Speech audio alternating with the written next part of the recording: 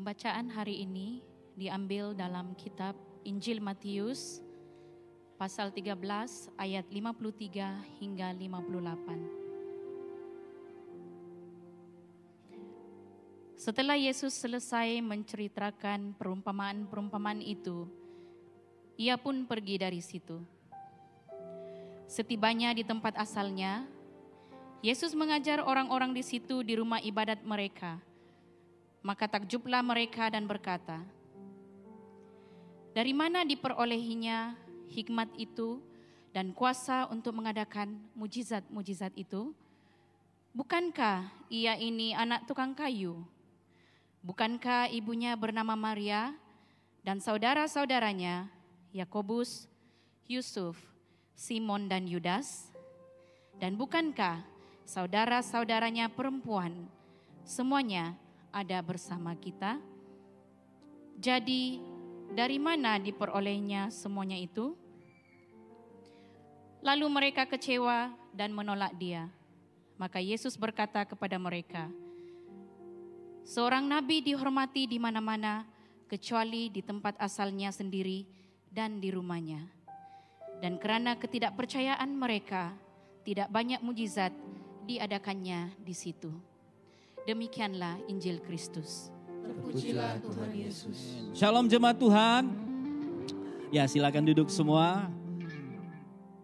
Amin. Ya, kita bersyukur ya di dalam kebaktian kita sudah menjalani siri khotbah di dalam Injil ya Matius, dan kita bersyukur karena pada bahagian hari yang kita pelajari hari ini, yaitu berbicara tentang penolakan, ya, tentang penolakan. Saya tidak tahu pengalaman Anda pernah tidak Anda merasa Anda seperti ditolak, ya, mungkin tidak secara langsung, tetapi mungkin ya secara kiasan ataupun di dalam pergaulan.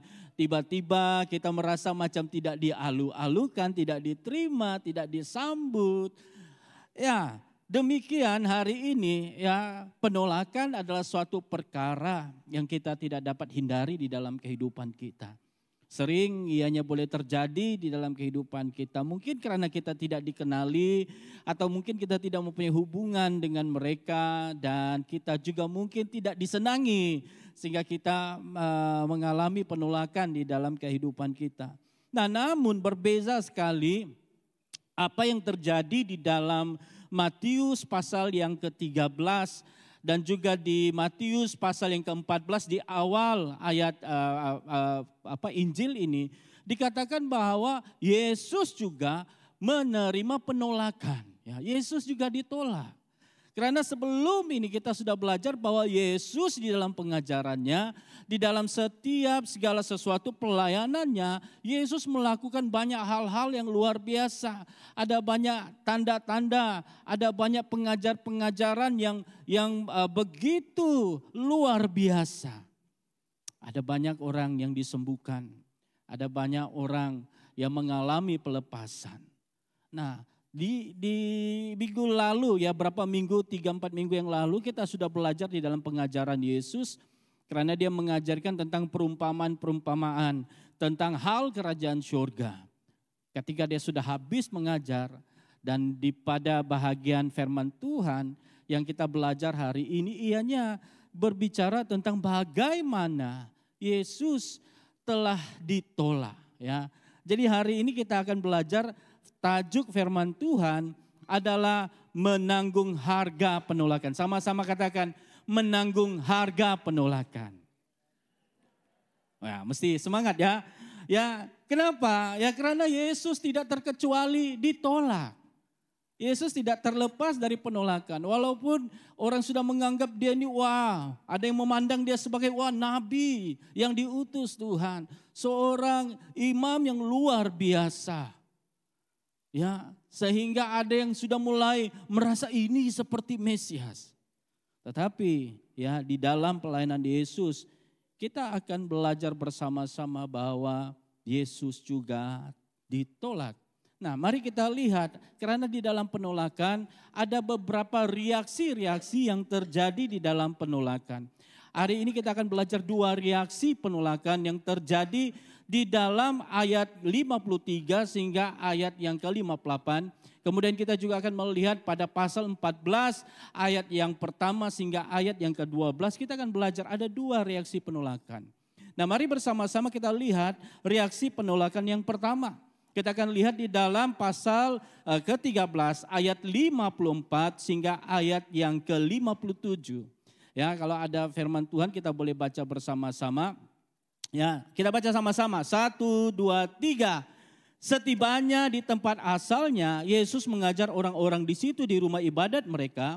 Maka takjublah mereka dan berkata, dari manakah diperolehnya hikmat itu dan kuasa untuk mengadakan mujizat-mujizat itu? Bukankah ia ini anak tukang kayu? Bukankah ibunya bernama Maria? Dan saudara-saudaranya Yakobus, Yusuf, Simon, dan Yudas. Dan bukankah saudara-saudaranya perempuan semuanya ada bersama dengan kita? Jadi dari mana diperolehnya semuanya itu? Lalu mereka kecewa dan menolak dia. Maka Yesus berkata kepada mereka, seorang nabi dihormati di mana-mana, kecuali di tempat asalnya sendiri dan di rumahnya. Jadi firman Tuhan ini ya melihat ada suatu reaksi penolakan. Bagaimana Yesus sendiri ditolak di mana? Di kampung halamannya. Ya, di tempat di mana dia membesar. Di tempat di mana dia belajar, kenali dan dikenali. Bagaimana keluarganya juga berada di sana. Nah, ketika pelayanannya, ketika dia tiba di kampung halamannya, apa yang Yesus lakukan? Dia juga ke rumah ibadat apa? Ya, mengajar. Ya, di Nazaret dia mengajar di rumah bait Allah. Kemudian di dalam pengajarannya firman Tuhan mengatakan semua orang takjub, semua orang kagum. Wow, dari mana dia dapat hikmat yang luar biasa ini? Bagaimana dia boleh melakukan mujizat-mujizat? Nah, pada ketika itu ya orang semua takjub awalnya. Nah, namun ya di dalam firman Tuhan juga dikatakan bahwa walaupun Yesus melakukan segala perkara itu pada ketika itu, hati mereka tidak tersentuh. Ya, hati mereka tidak disentuh dengan apa yang telah dilakukan oleh Tuhan. Ya, kenapa? Karena kalau kita lihat baik-baik ya, ada timbul persoalan ketika waktu itu. Ya, ketika orang melihat, wah, bukankah ia ini anak tukang kayu? Bukankah ibunya bernama Maria, saudara-saudaranya semua disebut, ya. Jadi di sini kalau kita lihat mereka memilih untuk menolak Yesus. Karena apa? Ya, karena mereka mengenali keluarganya. Oh, ini anak tukang kayu sih ya Beni. Ya. Anak tukang kayu biasa-biasa kerja, orang susah juga Badeni. Ya, dalam bahasa kita hari ini. Mungkin pelajarannya ini ndalah tinggi ini biasa saja. Ya, datang di sini kembali kenal Beni, anak si Anu Beni. Ceritanya demikian. Ya. Jadi pada ketika itu mereka sudah tidak takjub lagi. Hati mereka sudah orang biasa sih ya Beni, orang susah. Ya. Demikian yang terjadi. Ya, demikian seperti mana mata manusia yang melihat luaran manusiawi Yesus. Tetapi mereka tidak melihat keilahian Yesus. Nah, seperti mana Yohanes 1 ayat 11 berkata, ya, ia datang kepada milik kepunyaannya, tetapi orang-orang kepunyaannya itu tidak menerimanya. Walaupun Yesus dibesarkan di Nazaret di tempat kampung halamannya, ya, tetapi pada masa itu orang-orang tidak menerimanya. Orang tidak dapat menerimanya, tidak mengenalnya. Hanya mereka kenal ini adalah anak ya Yusuf, anak Maria. Mata manusia hanya melihat luaran. Tidak mengenal bahwa Yesus, bahwa mereka adalah kepunyaan Allah. Ya. Jadi itulah yang berlaku ya di dalam kehidupan kita. Ya, saya percaya bahwa bukan kadangkala, kita selalu demikian ya, bila melihat seseorang kita akan tanya. Ya, pengalaman saya dulu kami di Telupit biasa kami ada praktikal di pelayanan di sana ya. Jadi bila kami masuk di sana pelayanan ya kan. Jadi bila pelayanan orang akan tanya-tanya, siapa itu? Ya, wah, dari mana dia? Selalu akan, apalagi kalau kita yang melayani ya. Jadi setelah kita melayani orang semua tanya kita punya latar belakang, dari mana dia? Siapa dia? Oh, ini dari gereja St. Patrick ini. Orang Toraja ini. Aduh, ya kan demikian. Dan saya lagi hari ini bila terima khotbah ini saya berpikir, ini Tuhan sengaja yang letak saya untuk khotbah di gereja saya sendiri. Berbicara tentang topik yang sama seperti mana Yesus datang ke kotanya, berkhotbah di tempatnya, demikian. Ya, bercerita tentang penerimaan orang ditolak. Karena apa? Karena dikenali. Dari kecil dia membesar, sikap buruknya semua ditahu. Ya, latar belakang semua ditahu. Dan orang sukar untuk menerima. Karena demikian sifat manusia. Kita hanya melihat apa yang menjadi luaran sehingga kita tidak melihat apa yang Tuhan ingin kerjakan di dalam hidup kita. Ya. Nah, saya juga sebenarnya sebelum khotbah ini kami bincangkan bersama dengan rekan-rekan Padri untuk kami diterima baru-baru ini di dalam pelayanan menara doa kita ya hari Isnin yang lalu ya, karena waktu itu juga saya ya berkongsi firman Tuhan. Dan setelah daripada perkongsian firman Tuhan dalam menara doa kami setelah selesai berdoa ya, ada seorang bertemu dengan saya. Dan saya percaya waktu saya menyediakan khotbah ini, hati saya betul-betul diyakinkan Tuhan bahwa ianya bukan suatu kebetulan.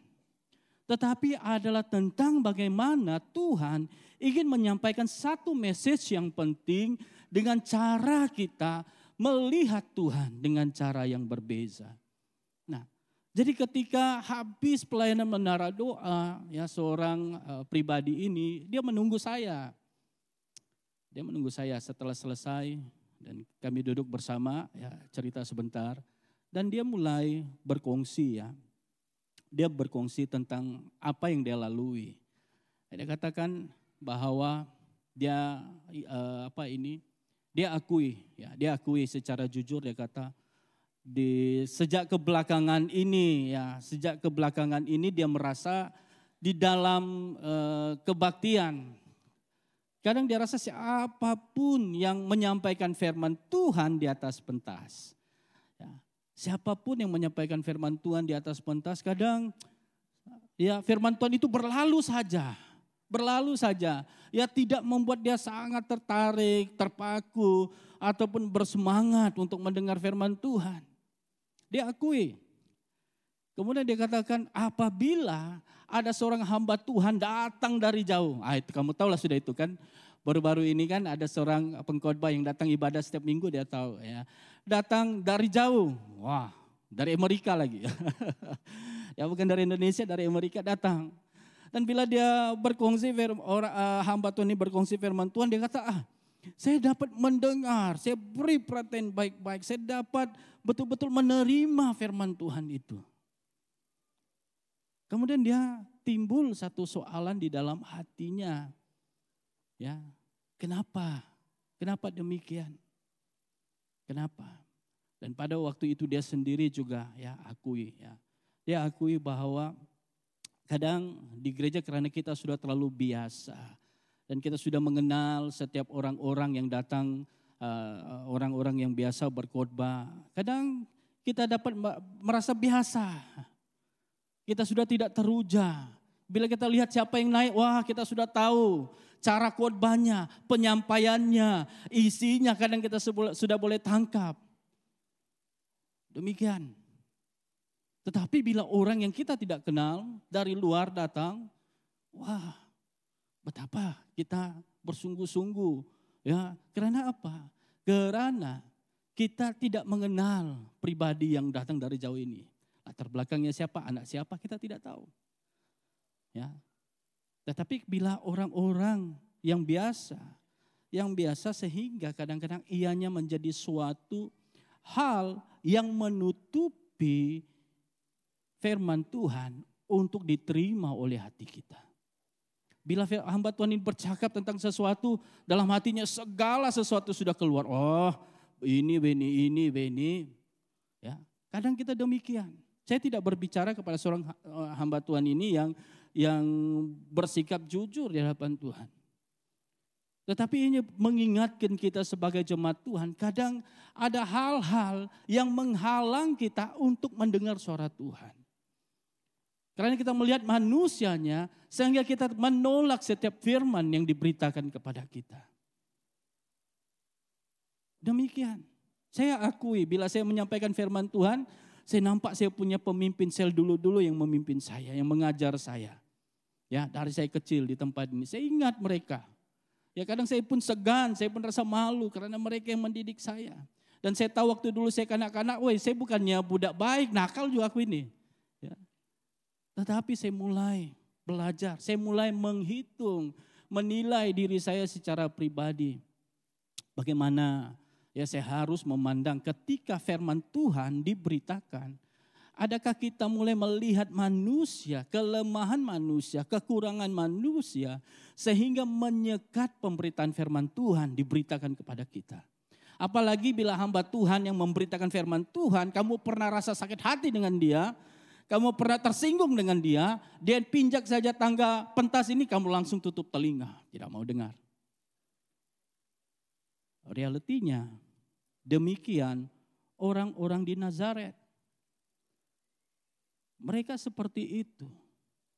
Mereka tidak dapat menerima firman Tuhan yang datang dari seorang anak tukang kayu. Apa akibatnya? Kalau kita baca firman Tuhan, ya dikatakan di sana, dan karena ketidakpercayaan mereka di ayat yang ke-58, ya, tidak banyak mujizat diadakannya di situ. Karena ketidakpercayaan mereka. Tidak ada banyak mujizat yang terjadi di situ. Kita tahu Yesus berkuasa. Tetapi karena ketidakpercayaan kita, kita terlepas dari berkat-berkat firman Tuhan yang diberitakan kepada kita. Tuhan menyediakan firman Tuhan, berkatnya untuk kita semua. Dari setiap latar belakang hamba Tuhan yang melayani kita. Tetapi mari kita mulai menyiapkan hati kita untuk menerima berkat firman Tuhan itu. Saya bersyukur dengan pribadi yang bertemu dengan saya. Di akhir daripada pelayanan malam itu, saya ajak dia berdoa. Dan kami berdoa bersama. Dan saya melihat bahwa Tuhan benar-benar menyentuh hatinya.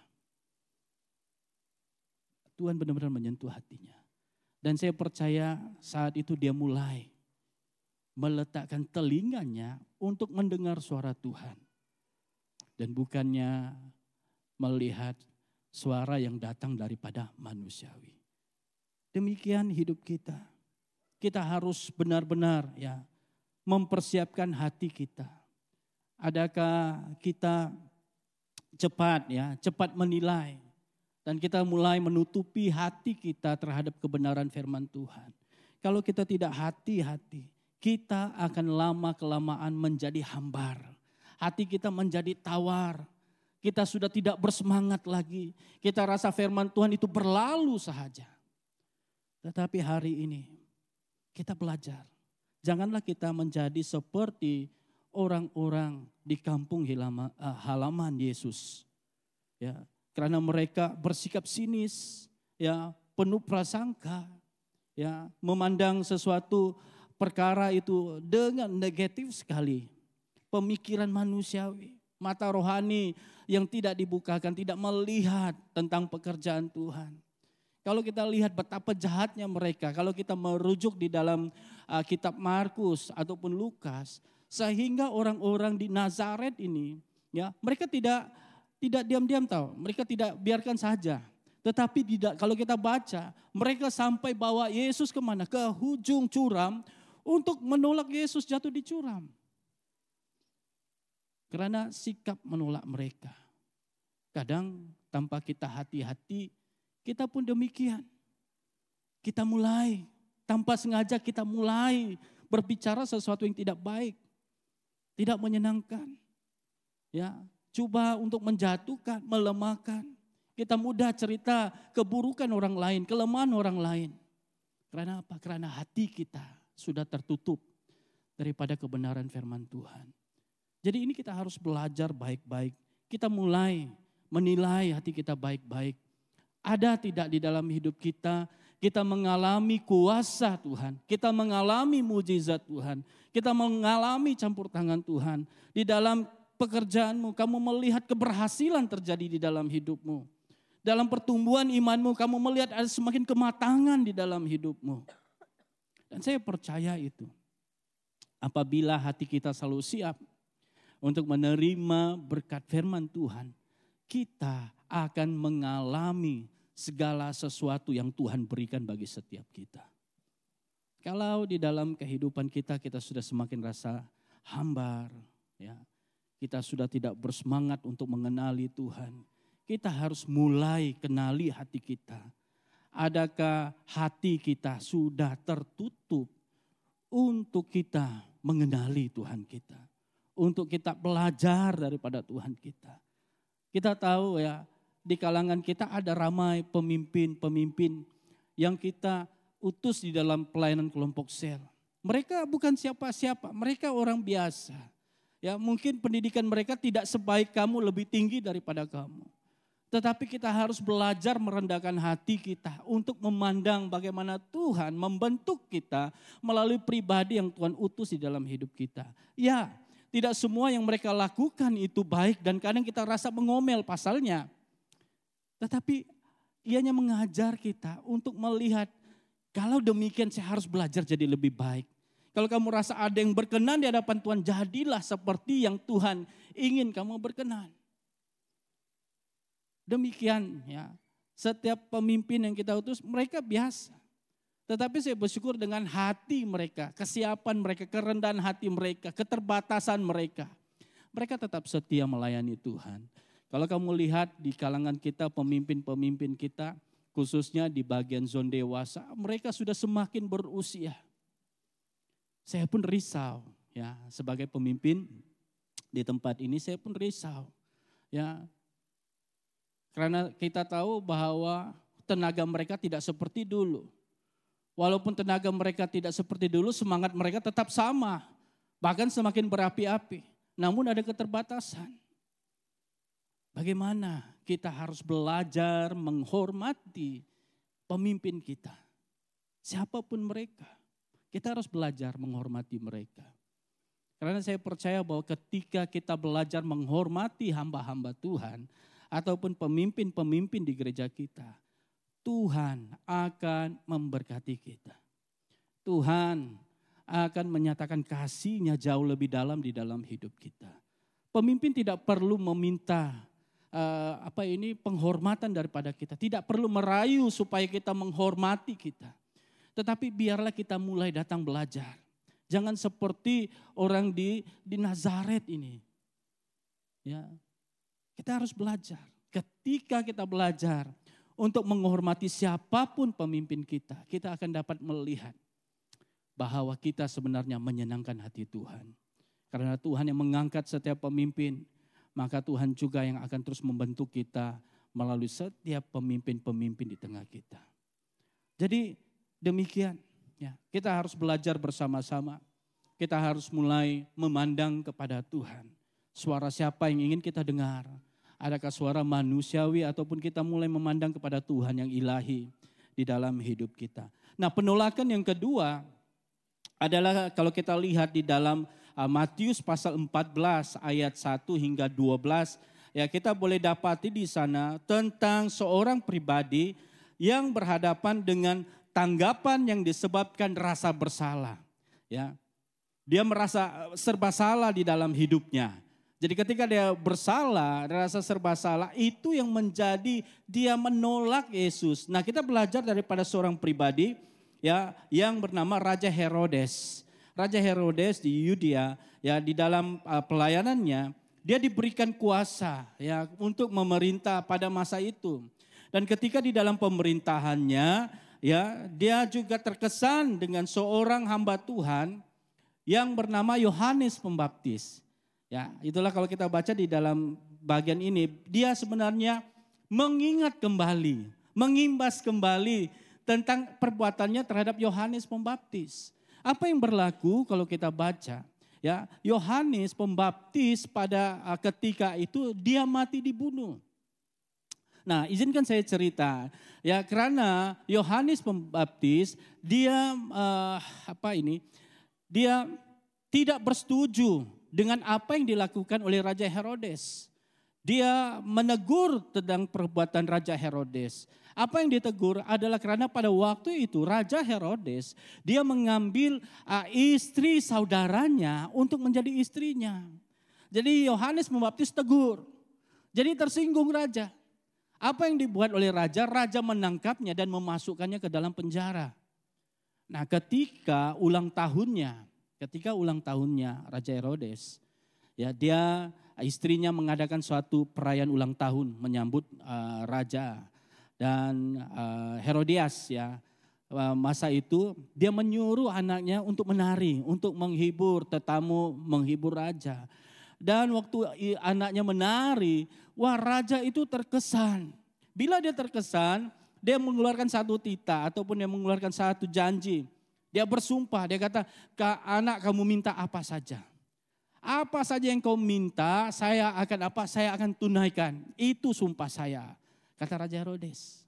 Nah ketika ya istri Herodes ini mendengar, ya dia kemudian berkata kepada anaknya, kau minta ini. Kau minta kepala Yohanes Pembaptis. Nah ketika anak ini minta, apa yang terjadi adalah Raja Herodes menjadi sedih. Kalau kita baca di ayat yang ke-9 ya, pasal 14 ayat 9 dikatakan, Raja menjadi sedih tetapi karena sumpahnya dan karena tamu-tamunya, ia memerintahkan juga supaya diberikan. Nah, pada ketika itu dikatakan waktu diminta dia rasa sedih. Sedih maksudnya dia macam serba salah, ini tidak betul. Tidak sepatutnya. Tetapi karena saya sudah bersumpah di depan tamu-tamu saya sudah katakan. Jadi apa yang saya perbuat teruskan saja. Dan Yohanes Pembaptis dibunuh, mati, dipenggal.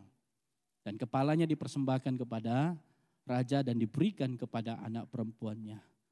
Nah, jadi apa kaitannya dengan cerita Yesus yang ditolak? Karena pada awal Matius 14 ayat 1 hingga 2 dikatakan, saya bacakan kepada kita. Lalu ia berkata kepada pegawai-pegawainya, inilah Yohanes Pembaptis. Ia sudah bangkit dari antara orang mati dan itulah sebabnya kuasa-kuasa itu bekerja di dalamnya. Jadi di dalam awal pasal 14 ini ya dinyatakan bahwa pada waktu itu ya mereka teringat kembali ketika mereka mendengar tentang pelayanan Yesus, perbuatan Yesus, pengajaran Yesus yang penuh kuasa, yang penuh dengan ajaib. Jadi mereka langsung berkata, ini adalah Yohanes Pembaptis yang telah dibangkitkan ya daripada gambaran Yesus itu. Dia sudah dibangkitkan. Lihatlah apa yang dia perbuat. Jadi waktu raja itu mendengar dia rasa dia diingatkan kembali. Ya, berarti raja sebenarnya sudah mendengar siapa Yesus. Dia tahu siapa Yesus. Dia mengenal tentang perbuatan-perbuatan yang Yesus telah lakukan di dalam kerajaannya. Dia tahu. Tetapi malangnya hati Herodes ini masih dipenuhi dengan rasa serba salah tentang apa yang dia perbuat terhadap terhadap Yohanes Pembaptis. Dia rasa serba salah, dia teringat-ingat selalu. Sehingga bagi dia susah mau menerima dan mau mengenal. Walaupun dia mendengar ada banyak hal-hal yang dilakukan oleh Yesus, tapi dia susah untuk menerima. Susah untuk dia percaya. Karena apa? Karena hatinya dipenuhi dengan beban serba salah. Dipenuhi. Sehingga apa yang terjadi adalah berkat pertobatan itu terlepas daripada Raja Herodes. Walaupun dia mengetahui dan mendengar apa yang Yesus telah lakukan, tetapi hatinya dipenuhi dengan beban. Sehingga ketika mendengar nama Yesus, dia tidak bertobat.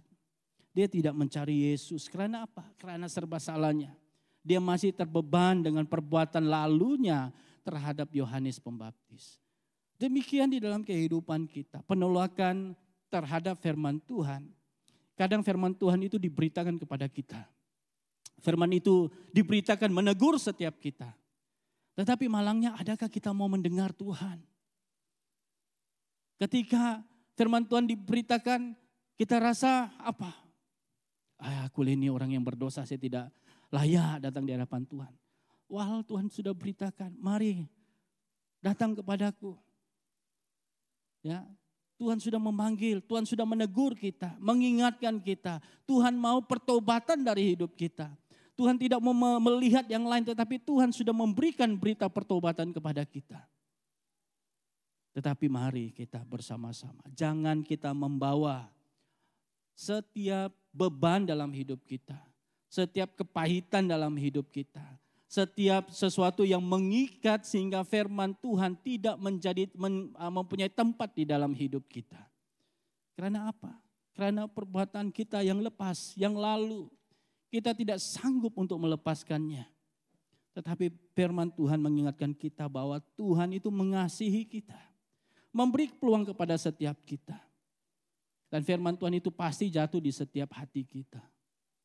Tetapi adakah kita mau melepaskan beban di dalam hidup kita? Nah, saya ada satu ilustrasi. Ya, kisah tentang seorang pengemudi pedati. Ya, dan juga seorang lelaki tua. Dan ini saya juga sudah sharing di Menara Doa tentang ilustrasi ini. Ya, ceritanya demikian. Ada seorang pedati ya yang bawa kereta lembu ya. Kemudian waktu dia lalu di satu jalan, dia melihat ada seorang tua yang sedang memikul beban yang berat di dalam hidupnya. Dia memikul sambil berjalan. Dan dia tahu bahwa tempat perhentian yang seterusnya itu jauh sekali. Sangat jauh. Dan oleh karena belas kasihan pedati ini, ya, dia datang dan dia berkata, mari naiklah, disuruh naik. Tapi orang ini tidak apa-apa, saya mau jalan. Saya mau jalan, boleh, saya masih kuat. Dia mau bawa. Tetapi orang ini, ya, pengemudi pedati ini, dia berusaha meyakinkan, naik tidak apa-apa, saya tidak cas, saya tidak akan mengenakan sebarang bayaran, naiklah. Ya, saya rasa saya boleh meringankan bebanmu, bawa kamu sampai ke ujung sana. Ya. Dipujuk-pujuk, akhirnya dia bilang, oke lah, boleh, oke lah, saya naik. Dia naik, ya, orang tua ini yang memikul, dia naik di atas pedati, dia naik. Jadi pengemudi pedati ini gembira, wah syukurlah dia naik. Ya. Jadi ketika dia bawa, ya, orang ini di atas pedati ini dibawa jalan lebih kurang ya mungkin 1 jam sudah jauh jalannya. Kemudian dia dengan masih rasa senang ya karena dia dapat membantu orang ini. Tetapi ketika dia menoleh ke belakang, apa yang terjadi adalah ya orang tua ini di atas pedati dia masih apa? Memikul bebannya. Dia masih pikul itu beban, dia pegang saja begini sambil perjalanan yang jauh itu. Apa yang kita boleh pelajari? Kadangkala kita tidak rela melepaskan beban kita. Kita masih mau memikul beban yang ada di dalam hidup kita. Yesus datang ke dunia untuk memberikan kabar baik, membawakan berita pengharapan kepada kita. Ada suatu tempat perhentian kepada kita. Ada suatu tempat yang memberikan kekuatan kepada kita. Ada suatu tempat yang memberikan kelegaan kepada kita. Ada suatu tempat di mana kita boleh melepaskan beban-beban kita. Yaitu pada Yesus. Tetapi kita tidak rela melepaskan beban itu. Sehingga akhir hidup kita masih memikul beban-beban di dalam hidup kita. Kita bawa kemana-mana. Kita tidak mengalami damai sejahtera, kita tidak mengalami kekuatan daripada Tuhan, kita tidak mengalami sukacita. Karena kita hanya mau memikul beban di dalam hidup kita. Hari ini Tuhan berkata kepada kita, dalam Matius 11 ayat 26 ayat 30 berkata, marilah kepadaku yang letih lesu dan berbeban berat, aku akan memberikan kelegaan kepadamu. Pikulah kuk yang kupasang, dan belajarlah padaku, aku lemah lembut dan rendah hati. Dan jiwamu akan mendapat ketenangan, sebab kuk yang kupasang itu enak dan bebanku pun ringan. Tuhan mau memanggil setiap kita datang. Bawakan segala bebanmu, jangan keraskan hatimu.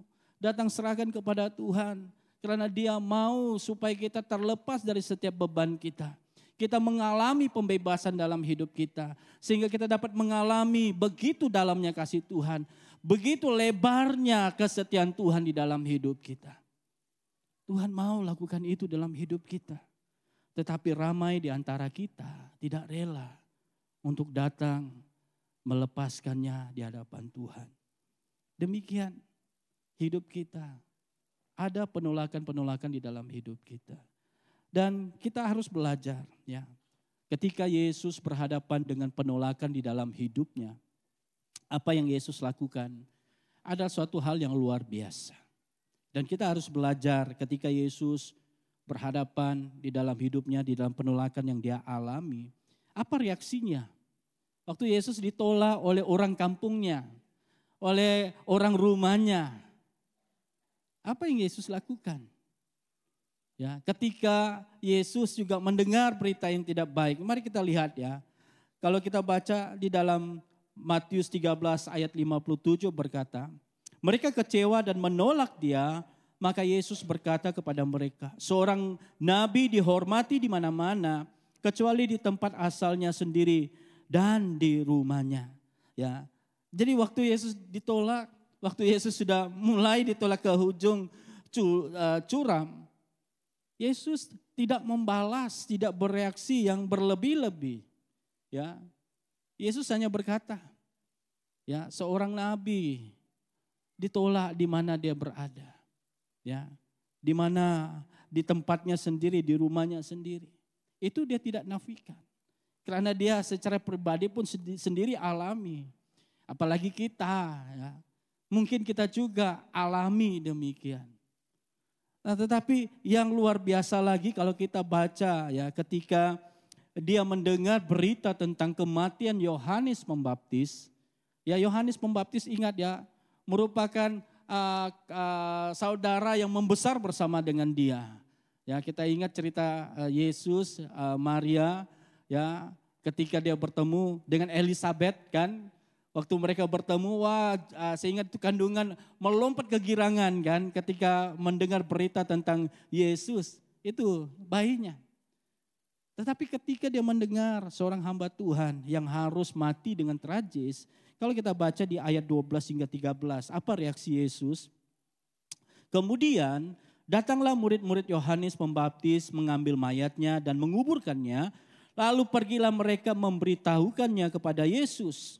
Setelah Yesus mendengar berita itu, menyingkirlah ia dari situ dan hendak mengasingkan diri dengan perahu ke tempat yang sunyi. Bagaimana reaksi Yesus ketika dia ditolak? Ketika ada hal-hal yang berat untuk dia terima, yang mendukakan hatinya. Apa yang Yesus lakukan ya? Adalah dia mencari tempat yang sunyi. Adakah kita lihat bahwa Yesus marah, aku ini Mesias, berani kamu buat demikian?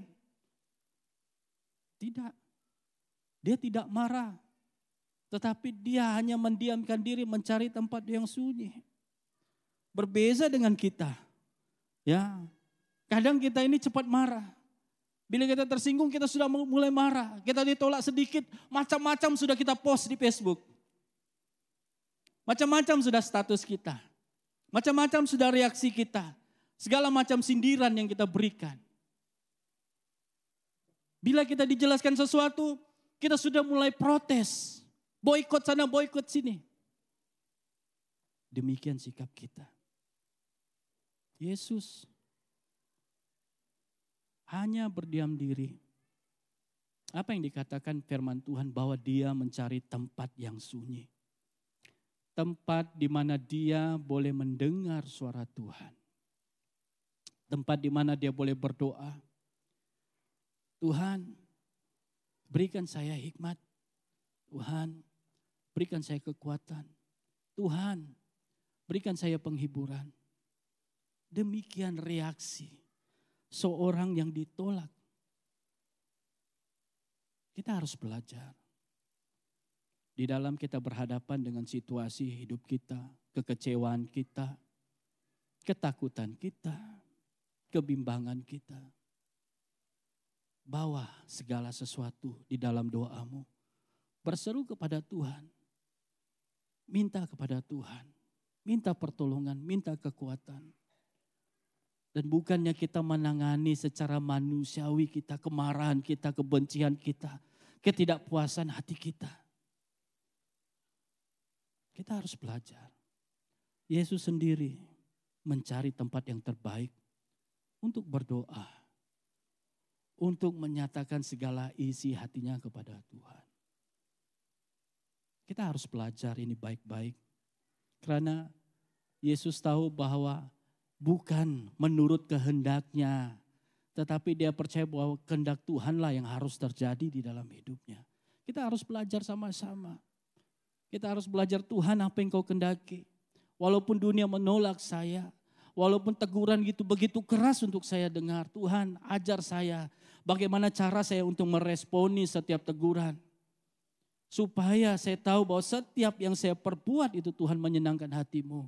Dan berkenan kepadamu Tuhan. Demikian yang harus kita lakukan. Respon yang kita harus berikan ketika kita merasa ditolak atau tidak diterima. Jadi kita harus belajar. Kita harus memberi, berinteraksi dengan benar. Respon kita kepada Tuhan adalah sangat penting bagi kita semua. Itu yang harus kita pelajari bersama-sama. Kalau kita belajar daripada firman Tuhan setelah Yesus mendengar berita, setelah Yesus ditolak di tempatnya sendiri. Adakah Yesus berhenti dan merasa kecewa dengan kekecewaannya? Tidak. Tetapi yang Yesus lakukan adalah pekerjaan, pelayanannya tetap diteruskan. Dia tetap melakukan apa yang Tuhan sudah berikan, perintahkan kepada dia. Dia setia mendengar apa yang Tuhan telah berikan. Kalau kita baca di ayat yang seterusnya, ya ketika dia dalam pelayanannya, orang semakin ramai mengikuti Yesus. Orang semakin banyak percaya kepada Yesus, kepada berita kebenaran yang dikabarkan. Karena apa?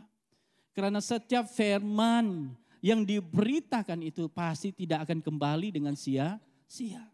Hari ini juga saya mendorong kepada semua pemimpin sel, para pemimpin di gereja kita, pelayan-pelayan Tuhan, ya. Saya harus mengingatkan kita, ya di dalam usahamu, membangun keluargamu. Mungkin orang rumahmu tidak mau mendengar berita. Walaupun kamu setiap hari, setiap minggu panggil untuk beribadah dan ditolak. Percayalah bahwa Tuhan melihat kesetiaanmu. Bahwa Tuhan akan melihat supaya di dalam kesetiaanmu kamu akan melihat hasilnya. Di dalam pelayananmu, di dalam kelompok sel yang kamu layani. Ada anggota-anggota yang tidak mau mendengar kamu, memandang rendah terhadap kamu.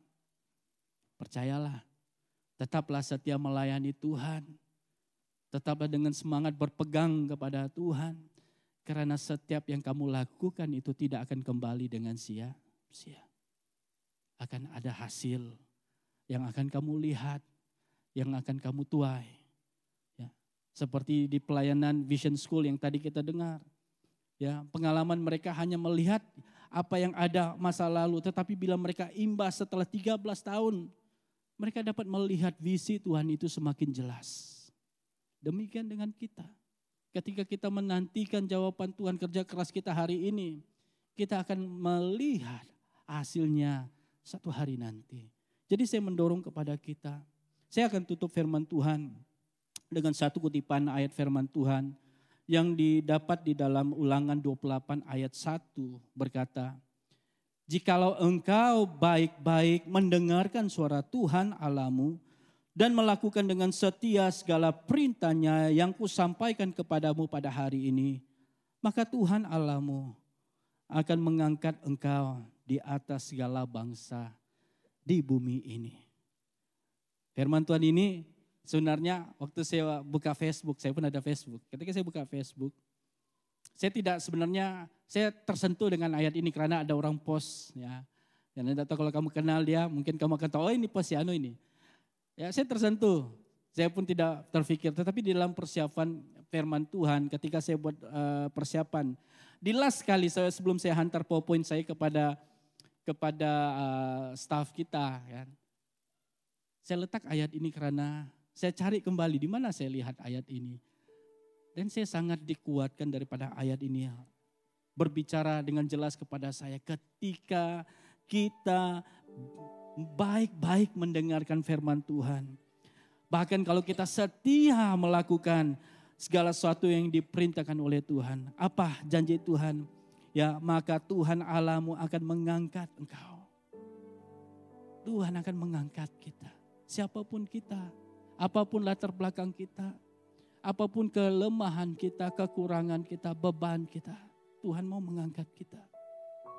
Bukan untuk menjadi yang terhebat, yang terbaik, tetapi mengangkat kita menjadi pribadi yang berkenan, yang menyukakan hati Tuhan. Itulah yang benar-benar menyentuh hati saya. Saya percaya bahwa firman Tuhan yang Tuhan berikan pada minggu ini cukup sederhana, tetapi membawa message yang sangat penting kepada kita semua. Adakah kita mendengar suara Tuhan dengan baik-baik hari ini? Mari kita berdiri bersama-sama. Mari kita berdiri. Kita harus mulai bertanya baik-baik secara pribadi di hadapan Tuhan. Kita harus bertanya, adakah sesuatu yang menghalangi hati kita sehingga ketika firman Tuhan diberitakan, firman Tuhan itu berlalu begitu saja? Adakah yang menutupi firman Tuhan sehingga kita tidak melihat lagi kebenaran firman Tuhan?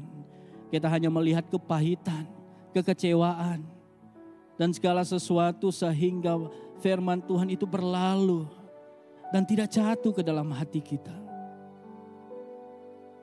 Dan firman Tuhan juga berkata hari ini, adakah beban-beban di dalam hatimu yang membuatkan Anda tidak dapat menerima berkat Tuhan, tidak dapat menerima berkat firman Tuhan, sehingga kamu tidak dapat mengalami pertobatan yang sesungguhnya di hadapan Tuhan? Adakah sesuatu yang menghalangi hatimu? Dendam, sakit hati, kekecewaan, atau hubunganmu yang telah hancur, masa lalumu yang begitu pahit untuk diterima? Hari ini Tuhan mau membebaskan kita. Mau membebaskan setiap kita yang letih lesu, yang berbeban berat. Apapun yang menjadi penghalang hidupmu.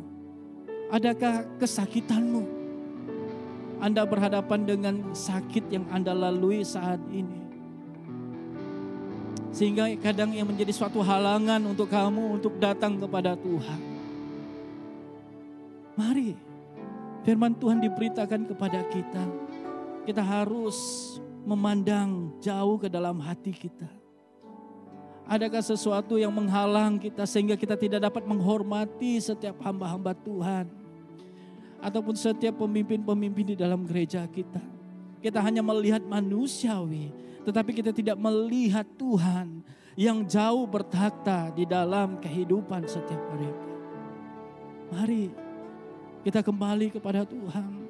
Kita mulai menyelaraskan hidup kita, hati kita kepada Tuhan. Agar setiap berkat, firman yang telah diberitakan Tuhan kepada kita tidak akan berlalu di dalam hidup kita. Tetapi akan tinggal, bahkan berbuah dengan lebat, menghasilkan buah-buah di dalam hidup kita. Sehingga kita mengalami sukacita, damai sejahtera, pertumbuhan yang luar biasa di hadapan Tuhan.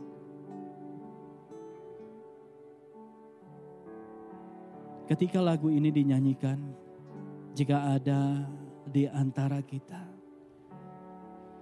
ingin didoakan, mari datanglah. Karena Tuhan ingin memberkati kamu. Tuhan ingin memberikan kekuatan kepada kamu. Tuhan ingin menghiburkan setiap kamu. Tuhan ingin menyembuhkan setiap kamu, memulihkan setiap sakit, setiap beban-beban di dalam hidupmu. Dan jika kamu juga ingin supaya kamu mulai dibersihkan, dibebaskan daripada setiap hal-hal yang menutupi kebenaran firman Tuhan, mari datang. Kita berdoa. Karena waktunya untuk kita datang kepada Tuhan, menyerahkan hidup kita kepada Tuhan.